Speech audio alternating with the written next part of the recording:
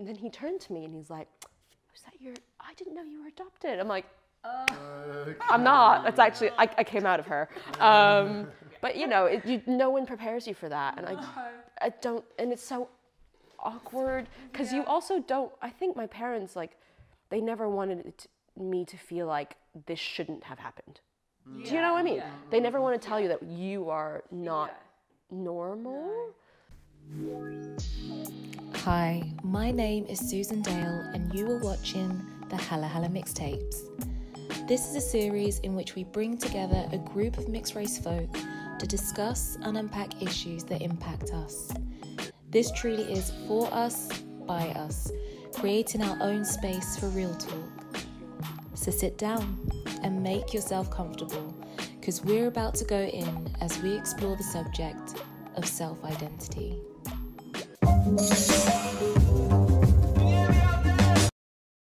So my name is Gianmarco. My mix is Italian on my dad's side and Jamaican and Dominican on my mum's side.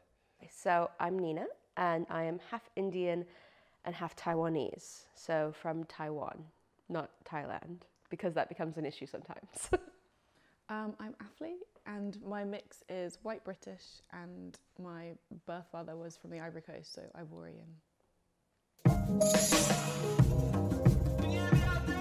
I mean, maybe I haven't gone out to look for something, or maybe I've you know, seen a film or read a piece of literature that maybe I just didn't immediately just connect with. Maybe it was talking about my experience, but I never saw myself within those forms of media.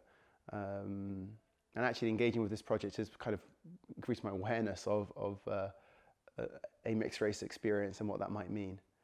Growing up and up until like a few years ago, I struggled to find material. And I'm not sure if that's because I wasn't looking for it or it didn't exist, or, you know, people just weren't as interested in writing about it or speaking about it. In some cases, like with Trevor Noah, it was legitimately a crime to be mixed race. And so maybe we're moving into a world now where there will be more material. I'm here for it. I'll be a part of it if I can be. Yeah, I mean, it's slightly tricky because I think everyone's mix is really different. So there hasn't really been like one person who I've read their work and been like, yes, that's definitely me. But most recently I was listening to Ethel Hirsch on Dolly Alderton's podcast, and she talks about her book, British, and how she has experienced like growing up in a very like white sort of part of town. She grew up in Wimbledon and went to a private school and was sort of one of the only people of colour, and that was definitely my experience. I remember listening to it and thinking, oh yeah, this is like, it wasn't just me, I wasn't crazy, it was like an unusual way to grow up.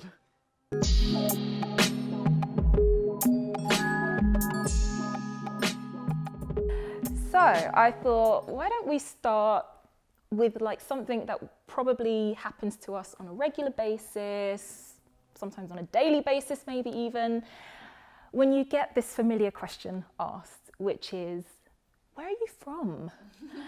What tends to be your response when someone asks you that? It depends who's asking, and like how giving I'm feeling on any particular day. Do I have the patience for this today? Or like, do I want you to know my life story necessarily? If I don't, then I'll just say I'm from London, and more often than not, they'll keep probing, and then it ends up being like, oh yeah, my mum and this, my dad this, my blah blah blah. But you don't always want to go into the whole thing. No. It's exactly that. It's like, do I have the patience right now to take you through my entire life story? And there's a lot of feelings that come with it for me, and my own self-identity. And so it's like, well, how much time do you have for a philosophical discussion? Yeah. Do you feel it's asked by a particular type of person often? Everyone, I think. Yeah. I feel like it's mainly women. Well, for me, it's more women than men. Oh, interesting. I don't know if that's just because I'm a guy, and other guys might just feel odd asking my back. I don't know. Maybe there's something to that, as in like, you know, like sometimes it could be like a come on in a way. Oh, like yeah. sometimes, you know, a way Sometimes to, it's like, where are you from? yeah, like I really like exotic people. And that was the problem. That's usually the problem for me, because it's like, you can clock it quite quickly. Is this person like trying to hit on me? I mean, I'm not flattering myself right now, but like, you can kind of tell, and that's their pickup line. Like, oh, you look quite exotic, or like, you look different. Where are you from? And you're like, oh, I don't. And it's like supposed to be a compliment that they've noticed that you look different. Yeah.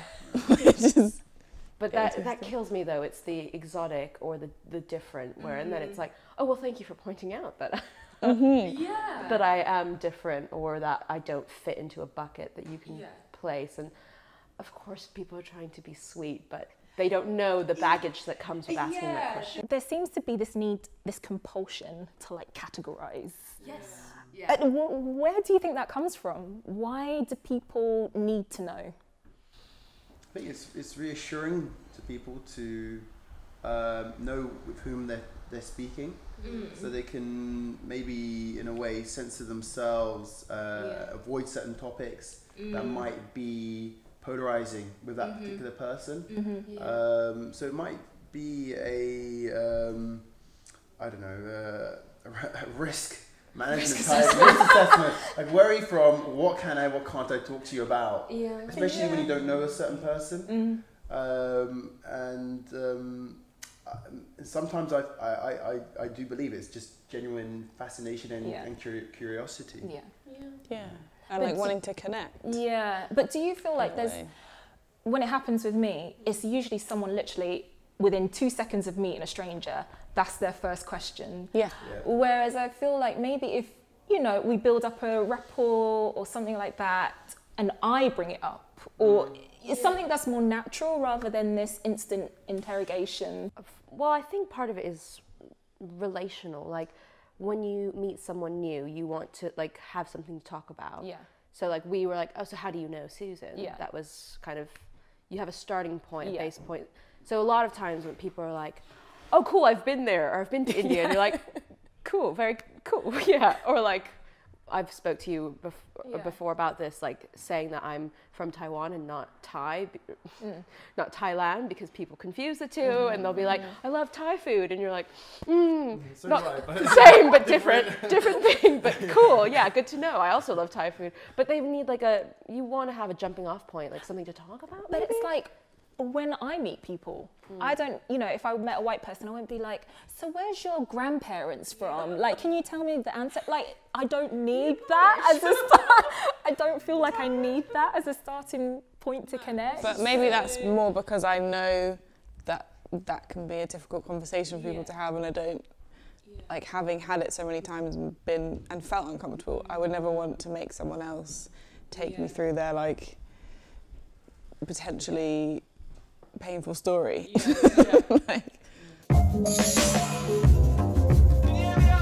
I've never thought of myself as maybe Caribbean or as Italian, but So have you just always identified as mixed? Yeah.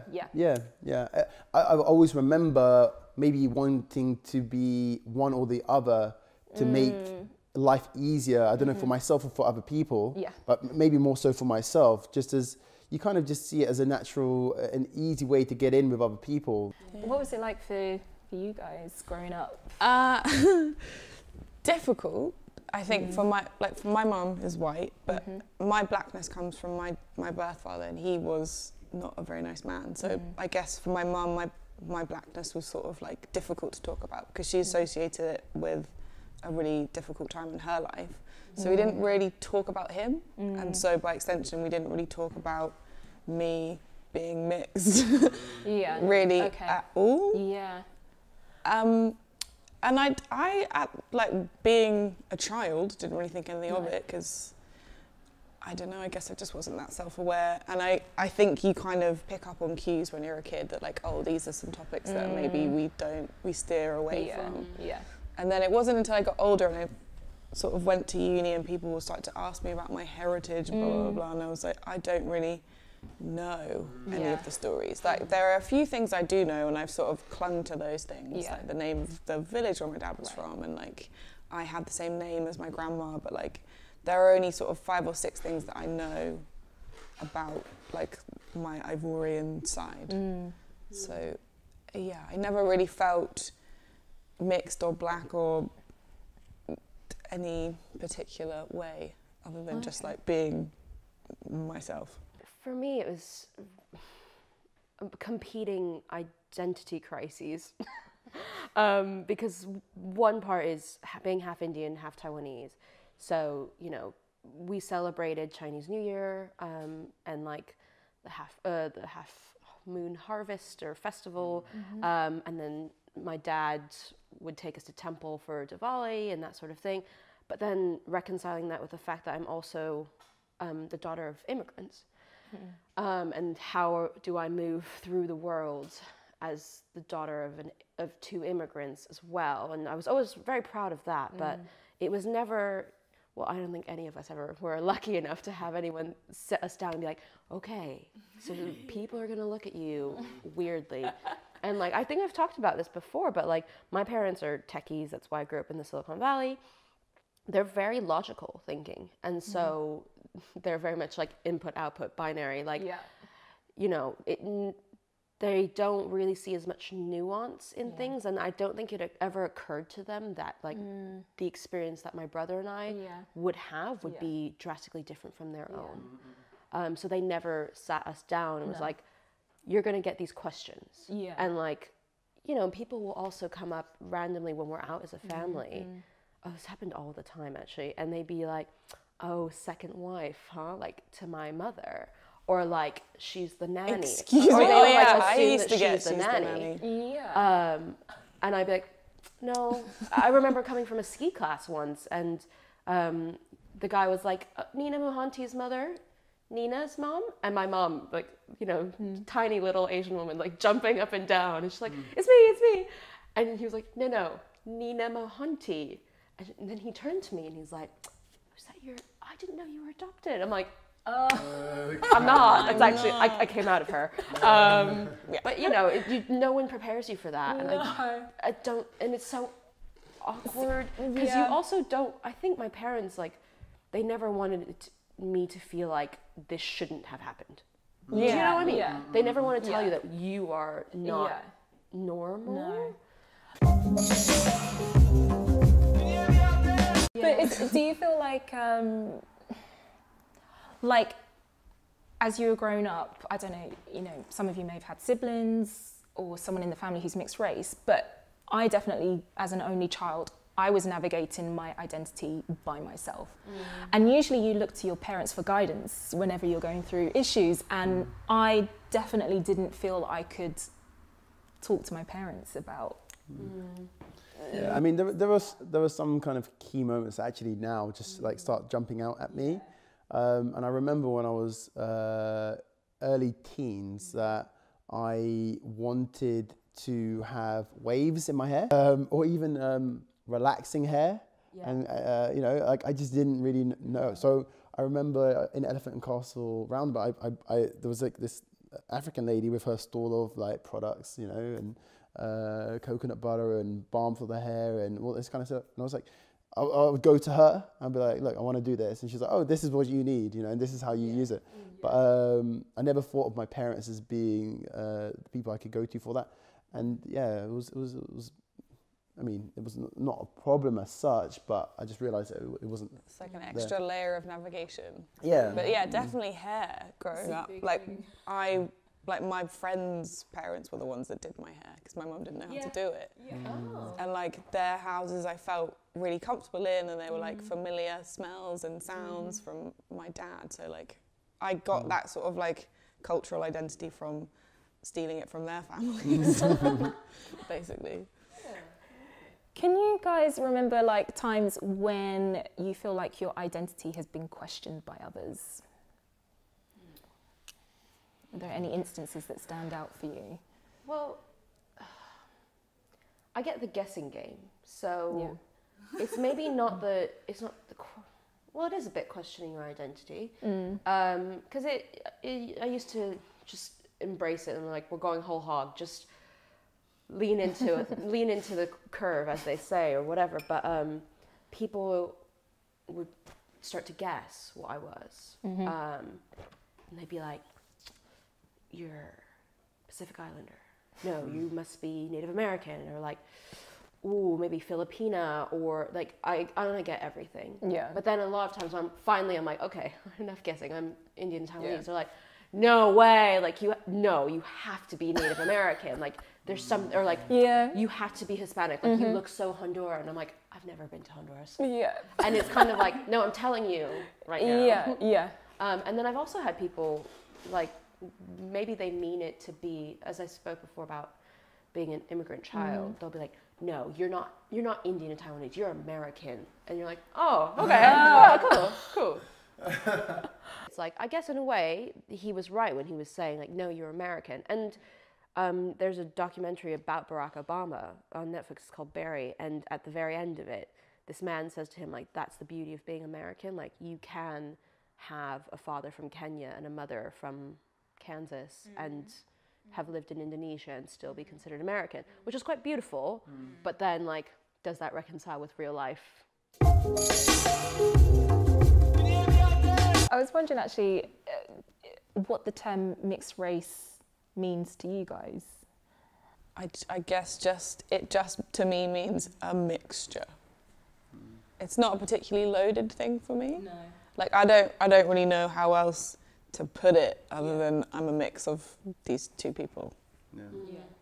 Coming from the States, as I do, I think if I were to say I'm mixed race straight to someone's face, they would probably be like a bit offended by it. Like, it's not a politically correct term to use. But then, is it a particular type of person that would be offended, or? It's generally not mixed race people who are offended. Yeah. I don't even know, like, what the politically correct term is to describe what I am. And then I think about, there's so many quite prominent Americans that are.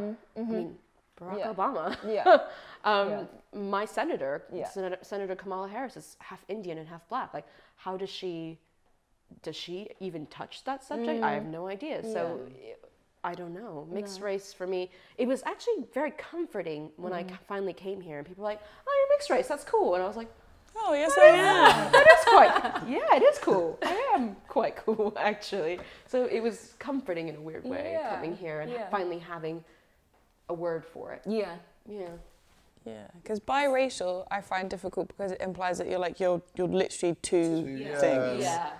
And it's mixed. It's lots of people, it's a little bit more fluid and complicated than that. But also, like, what gets me is, when you're filling out forms, I don't know if it's even legal to, well, I guess it is in some places now, where they ask for your ethnicity. And of course, what do you tick?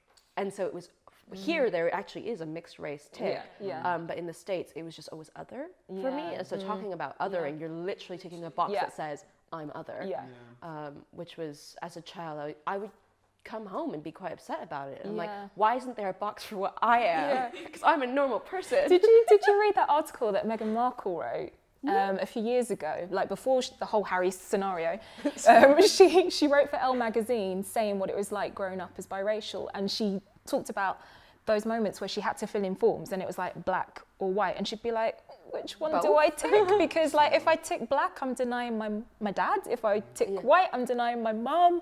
And she got really emotional, and she went back to her dad and told her, she's like, what should I pick? And he's like, you create your own box. I like that. And I was like, oh. Oh, that's a perfect moment. I think there's definitely a fluidity with our identity, and, like, you can go, like, I remember traveling around South America, and whatever country I was in, they thought I was one of them, and automatically start speaking in Spanish. And that's fun, that's really cool. But at the same time, I was just thinking about how the mixed race community as such, do we even really exist? Because a lot of people there's this cliche or stereotype that we're confused. And so some people may lean towards, like you're saying, one part of their identity more.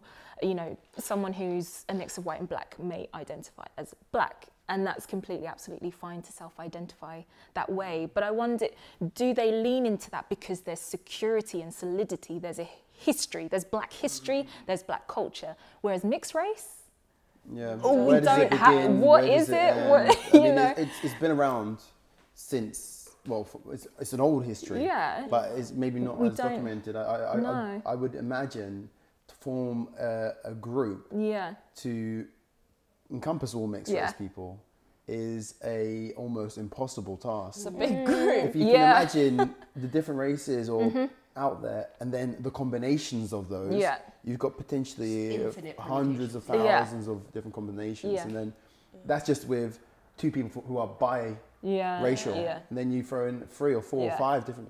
It's very. Well, there isn't like a homogenous mixed experience in the way that you could have like one history or one story of being mixed. Like it's interesting. Like even all of ours are completely different. Like when I think of mixed race, my view was of black and white, and yet you're clearly also from 2 different. And like that's what I find so interesting about the group, if you were to put them, is that that's the thing actually that it was quite interesting. Sorry, I just cut you off. But when you were saying about mixed race, in your view, was this particular, you know, perception, and someone like you kind of also who uses that term, and I was just thinking like, so, when I talk to some people about being mixed race in my project and they're a white person, they'll sometimes be like, oh yeah, you know, I completely understand that experience because I'm half German and half Russian. And for me, I'm a bit like, I can understand there might be some similarities, but in essence, I don't see you as mixed race because essentially you're Caucasian and you don't immediately look different, as in people see it and they'll be like, you're white. Whereas someone like you, it's kind of the same thing, as in you're Asian, but there's That's a really, well, so I was recently in New York and I went to there's a tenement museum on Orchard Street, and it's like they've preserved these buildings and you can go inside and see how people lived in like the 1800s. And they're talking about how like back in the 1800s, the German immigrants and the Irish immigrants like hated each other. And now they've all kind of just like morphed into one like blob of white, I suppose. Am I going to be in trouble for saying that? But it was crazy to think that once upon a time, they were very much viewed as different and like, you know, Protestant and Catholic and that whole thing. Whereas we're just like, but do you have spice in your food?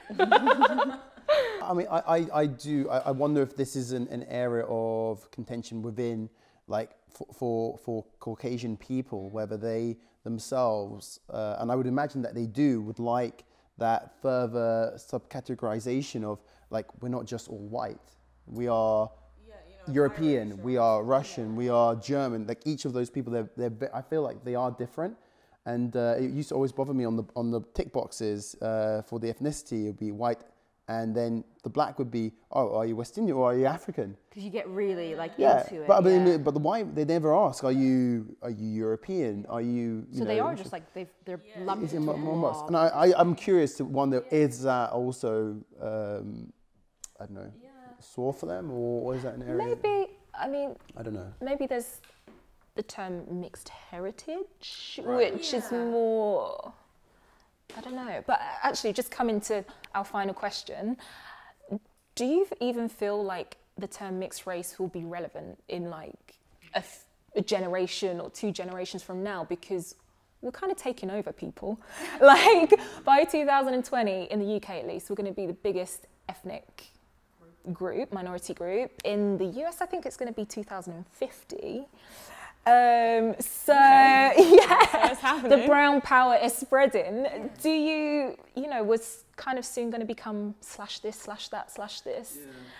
I like your term earlier about mixed heritage, and I feel like that's it's maybe a more appropriate or more all-encompassing, because I feel like, I mean, you should always focus on what's deeper than the skin. You know what I mean? When you say mixed race, I feel like that brings up very visual images of the color, Yeah. the hair, Yeah. you know, whereas when you say mixed heritage, it's for me bringing up what traditions, festivals are you celebrating, what food are you eating, you know, and I feel like as a people, it'd be nice to celebrate people's heritage rather than maybe race. I feel like it's very easy to polarize people and identify people and persecute people based on race, because you can see that. And then once you start accepting people or categorizing people according to their heritage, you no longer have that reference of brown or white or curly hair or what, because you can't use that. You can't see heritage. You can't see heritage. Well, I think you're right though in saying that we are taking over, but there was this Time magazine cover where they had taken like the average face from every country, and then they morphed it into one face, and it was like, I was looking at that face and I was like, that Looks kind kind of of like me. looks like me. This is weird. And it's like, when in my life have I ever been able to look up at someone else and be like, oh, you look like me? But I think maybe there's hope, because we sort of, as we exist, are sort of confronting like very narrow definitions and categories, but also it's happening in society with transgender and sexuality. Like, people are sort of understanding you do not necessarily have to be one The or the other. categories are broadening, So at least. maybe generally like society will become more open-minded, and you know. I feel like, you know, travel's cheaper than it ever was. Yeah. And you don't even need to leave your house to travel to the other side of the world now. You can do it on your phone. Yeah. So you have that exposure, and I feel like hopefully that does create a more open-mindedness towards, you know, the races out there, the cultures out there, heritage which is out there. Yeah. But I always think of Brazil as like the, you know, the study, if there ever was one, of a mix of people, because there you have so many. Right. But you say that, and I know we actually literally have to wrap up in about 2 minutes, but it's interesting that you brought that up, because for me, I always felt like Brazil is going to be my homeland. Right, Like, okay. this is where I'm going to feel We're gonna find you embraced. there. Yeah. And I went there about 6 years ago, and I just felt a bit like Disappointed. disappointed. I mean, maybe it was.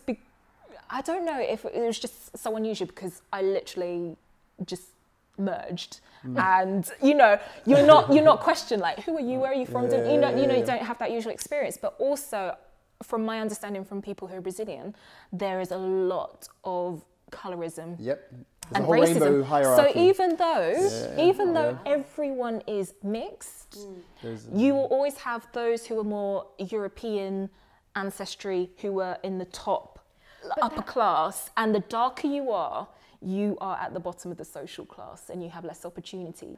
So I'm just wondering, even when you do have societies which have that kind of mix, there will always be, in order to distribute power towards a minority, some category, or, you know, or There'll be some to division. look for There'll be to create that division. Yeah.